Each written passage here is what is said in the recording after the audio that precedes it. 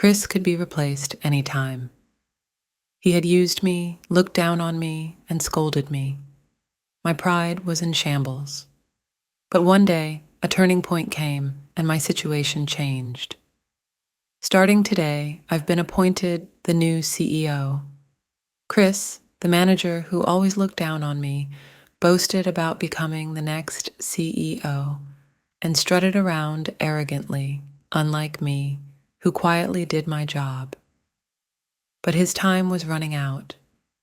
Soon, I'll bring him back to reality so completely that he won't be able to recover. I'll make him regret all the suffering he's caused me. I am Jack Moe, a single, dedicated businessman working for a local company, Sons Corporation. I lead a busy life. Since joining the company, I've worked diligently without complaining. Now I'm in my mid-40s. With more young employees joining and getting promoted one after another, I paid no attention to promotions and just focused on my work. Some people ask if I have any hobbies outside of work, but to me, work is like a hobby, a workaholic. I've been called that, but I take it as a compliment. Colleagues, subordinates, and even bosses often rely on me if they have any issues, whether it's work problems or interpersonal relationships. I believe it's my job to listen and guide them to solutions, creating a better work environment for everyone. I'm not exactly a behind-the-scenes hero, but if it's for the company, I'm satisfied with that. One day, a man named Chris came from headquarters. I'm Chris, the manager who will soon become this company's president.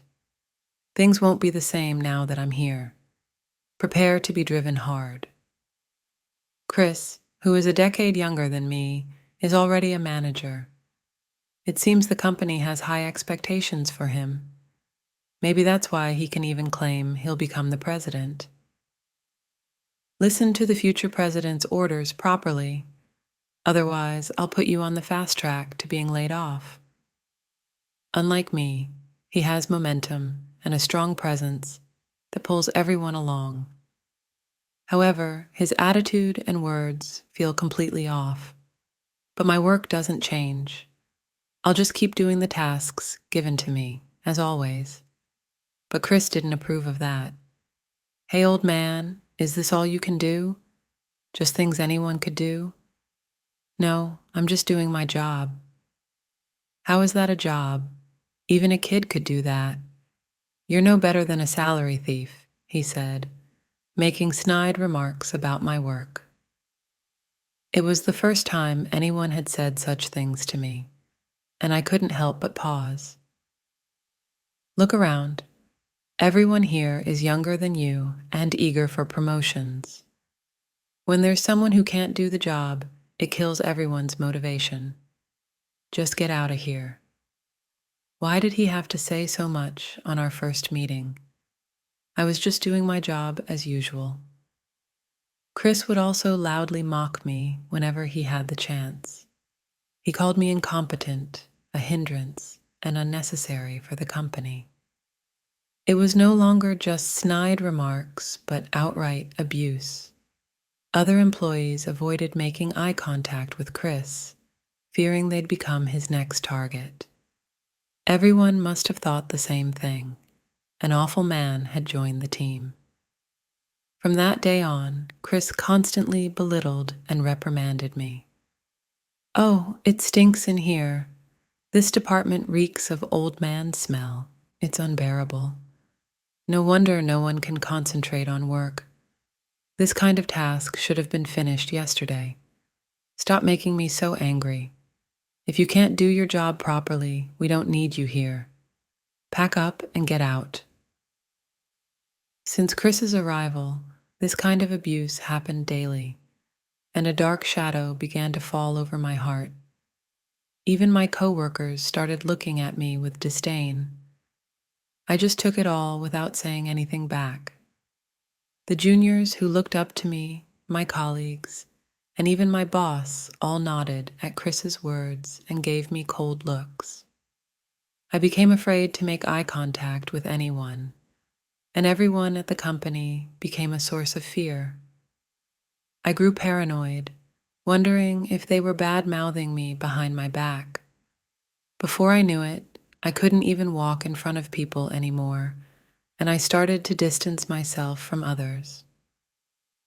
Naturally, this affected my work, and mistakes piled up. Chris took every opportunity to reprimand me. Each time, my heart would race, and sweat would pour from my forehead. Don't spill your filth and dirty the company. At this point, you're just a piece of junk, he said with a laugh, and I could hear others snickering too. Chris claimed he would train me to be competent and dumped a massive workload on me while everyone else left on time. I was the only one working late. By the time I finally finished and left the office, it was past 9 p.m. On my usual way home, I passed by a small park that I typically just walked past. This time, I felt drawn to a bench and sat down with a deep sigh. Tears began to flow. At that moment, an elderly man approached me. "You okay? At this hour, anyone in the park must be homeless."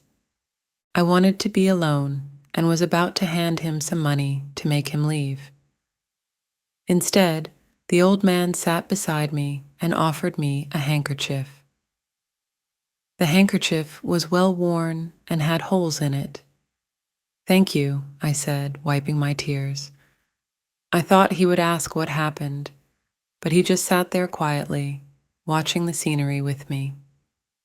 Then he slowly stood up. "I'm meeting my wife now.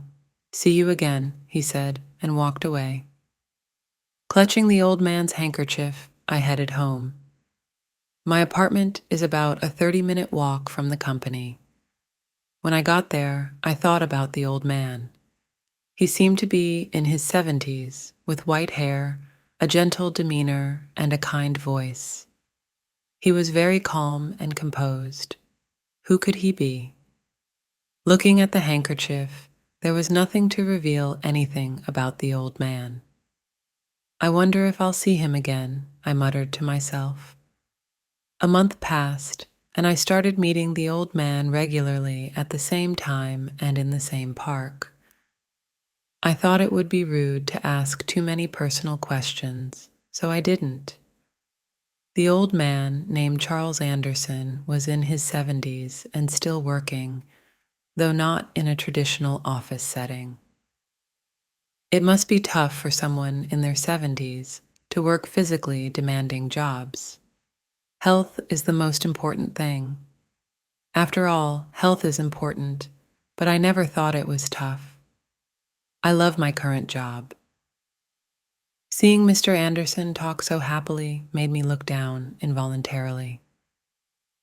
"Do you dislike your job?" he asked. "I like it, but right now I hate it," I replied. I told Mr. Anderson everything that had happened to me. I shared how I've always been the most dedicated to my work, how this company is very important to me, and how I want to repay it through my work. But when my boss Chris arrived, all my efforts seemed meaningless. Every word he said made me feel more frustrated, and I was on the verge of tears. Mr. Anderson, who had been listening silently, slowly began to speak. "I can deeply understand your feelings, your passion, and sincerity for your work, and your love for the company." For the past month, Chris had been dumping a massive amount of work on me under the guise of training. As a result, working on weekends and overtime became the norm. Mr. Anderson continued speaking as I looked down. "He's a terrible boss. You've worked hard up until now, but it's time to end it." "Are you quitting?" he asked. I didn't respond to Mr. Anderson's question. I checked the time on my watch. "I should be going. I'm sorry for burdening you with my troubles." "It's a shame. I think you're indispensable to the company," Mr. Anderson said. His words made me feel momentarily confused. "I'm not that kind of person," I muttered softly and left. When I got to my apartment, I plopped down on the sofa. I remembered Mr. Anderson's words. "I'm not that kind of person." I sat up and placed a piece of paper on the table. It was my resignation letter. I had written it a week after Chris arrived. At the time, I never thought I would actually submit it, but now things were different. I had made up my mind to quit. If Chris hadn't come, this wouldn't be happening. The next day, my resignation letter was in my bag. It was my last day at work. "Good morning, manager. Do you have a moment?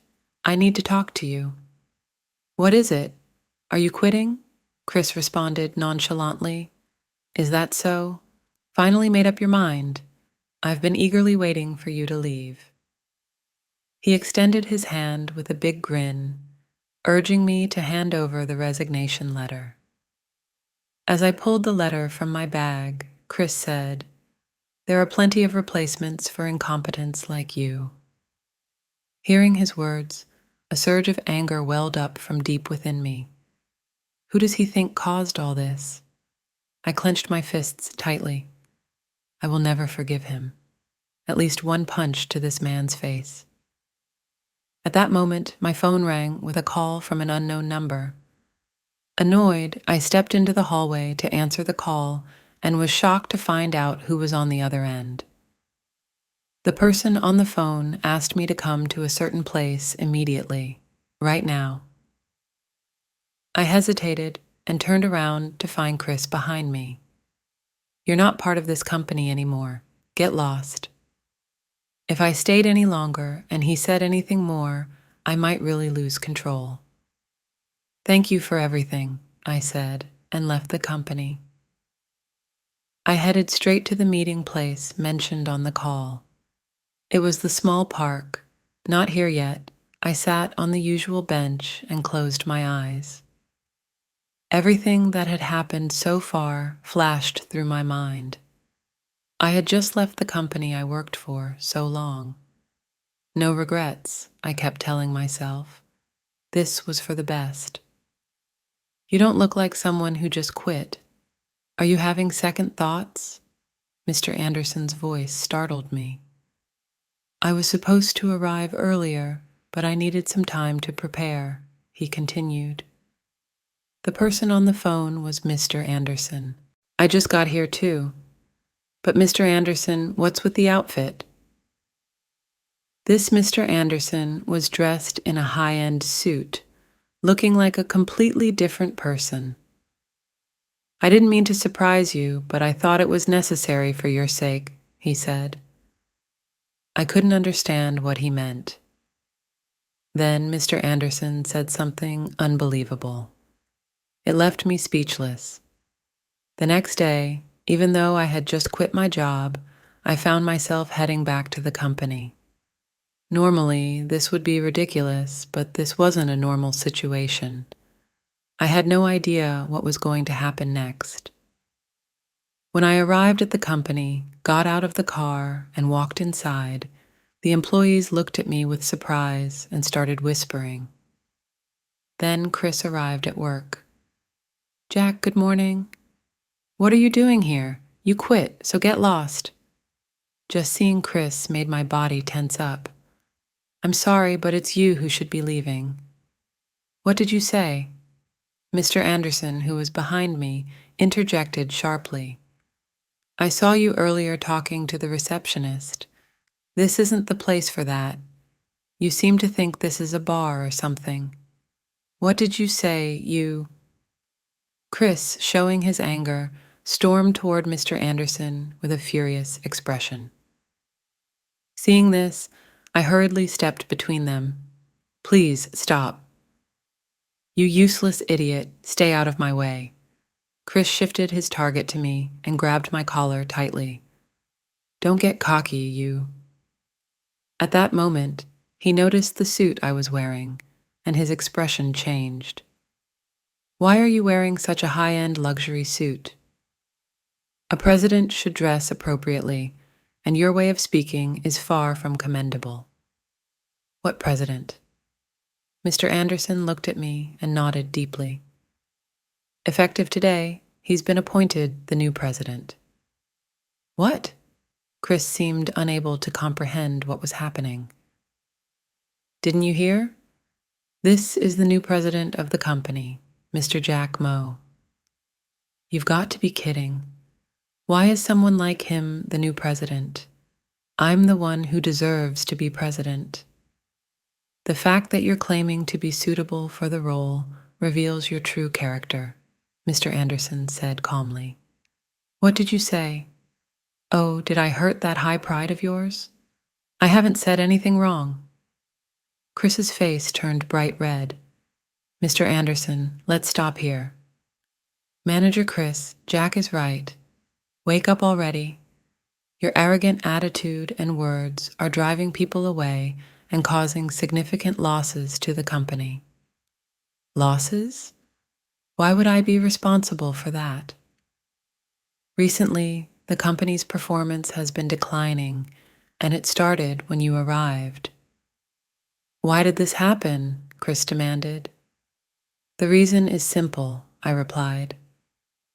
Chris looked down on everyone and treated them like they were beneath him. He acted as if he were the most important person.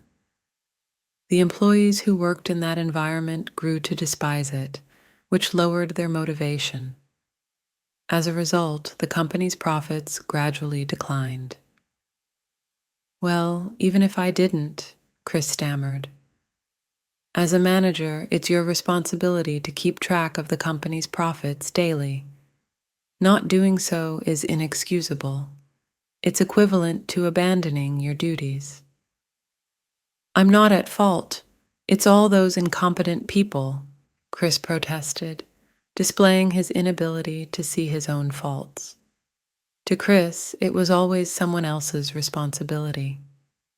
Mr. Anderson sighed deeply. Talking to him is pointless. President Jack, he must be held accountable. We should decide on his punishment at the next board meeting. Yes, that's a good idea, I agreed. Right after, Chris broke down. I'm so sorry. I'll make sure this never happens again and will speak to everyone about it. Please don't punish me. Even if you stay, you won't change. That's evident from your past behavior. Accept it, I said firmly. Chris was left stunned and defeated. Mr. Anderson turned to me. President Jack, you must be exhausted on your first day.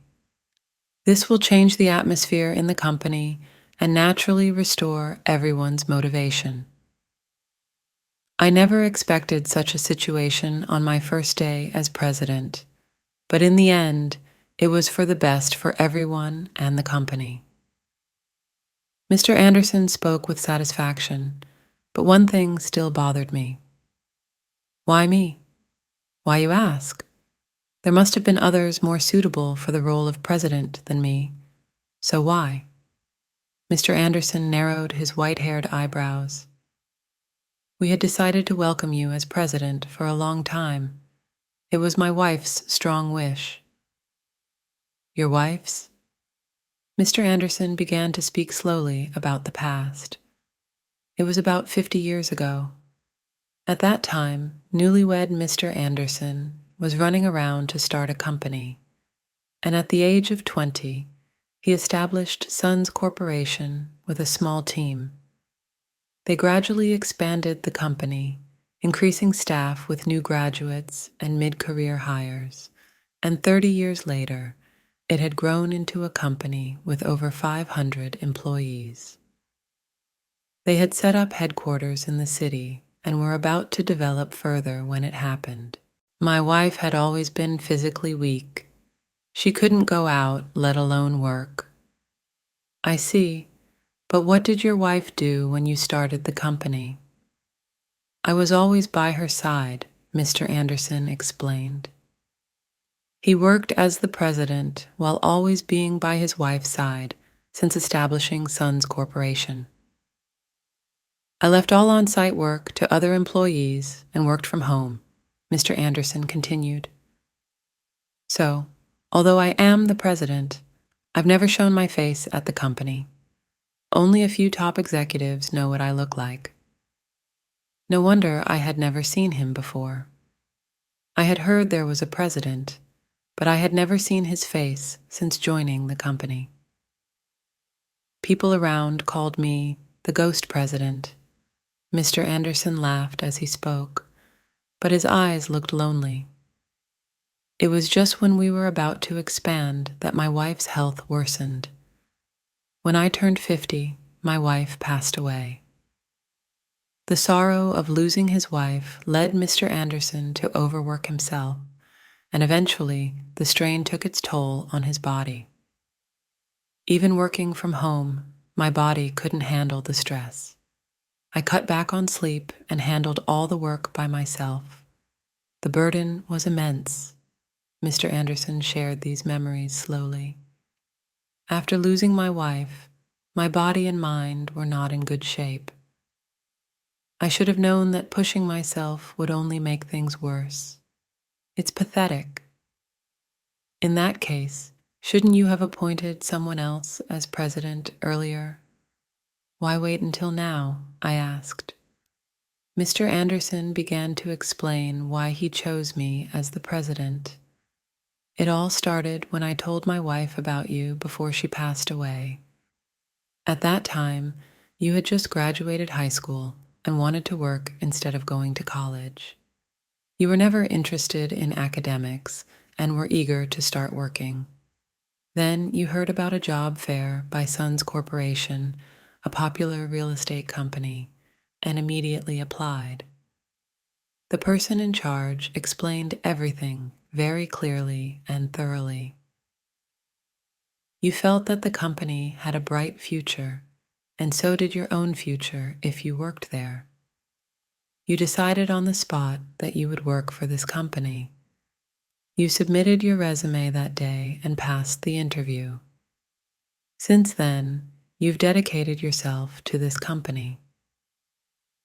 Mr. Anderson heard about this from other senior executives and became interested. At the time, you were only 20, but your diligent attitude and ability to harmonize with others stood out. I found myself genuinely impressed by you. I never knew I was so highly regarded, but it was my wife's comment that solidified my decision to make you president. When I told her about you, she smiled and said, "You would be a perfect fit for the next president." Seeing her smile, I realized she was right, and I made up my mind. "Is that so?" I replied, feeling a renewed sense of responsibility. "So please don't say you're not suitable. You are undoubtedly the right person to be president." Just as I finished speaking and invited Mr. Anderson to go, I heard a faint voice from behind. "You'll pay for this." When I quickly turned around, Chris, who had been silent until now, was charging at me with a furious expression. "You!" Chris's scream echoed loudly in the lobby, but in the next moment, he was tackled to the floor by a nearby security guard. Even then, Chris kept shouting, "Let go!" I slowly approached him and grabbed his face firmly. "Enough already," my voice echoed through the lobby. "Do you know how many people wanted to quit the company since you arrived? Every time, I convinced them to stay. If I hadn't, you'd be the only one left in the sales department by now, and you could have destroyed the company's future too." Seeing me furious for the first time, Chris was completely deflated. "Everything I said is true. You caused a decline in sales, and you will be held accountable." Chris, looking devastated, was led away by the security guards who held him by the arms. The next day, after discussions with the top executives, Chris was fired due to his past behavior and the significant drop in profits. Mr. Anderson informed me that Chris, unable to find a job, is now living on the streets. Despite earning so much, he has no savings and scavenges food from restaurant trash cans to survive. With his high pride, Chris is unlikely to succeed in any future job. A bright future does not seem possible for him. As for me, since becoming president, my days have been busier than ever. This busy lifestyle is perfect for someone like me whose hobby is work. Of course, there are many things I don't understand, and sometimes I feel lost, but there's always someone reliable to help. President, you seem tired. Is there something troubling you? A colleague asked. It's a very special person's birthday today, and I don't know which place to book. Do you have any recommendations? In that case, how about the small park near the company? It would be a perfect place for some nostalgic conversations. Let's go with that, I agreed. We'll reminisce about old times, celebrating a birthday in a small park. I want to cherish this relationship moving forward.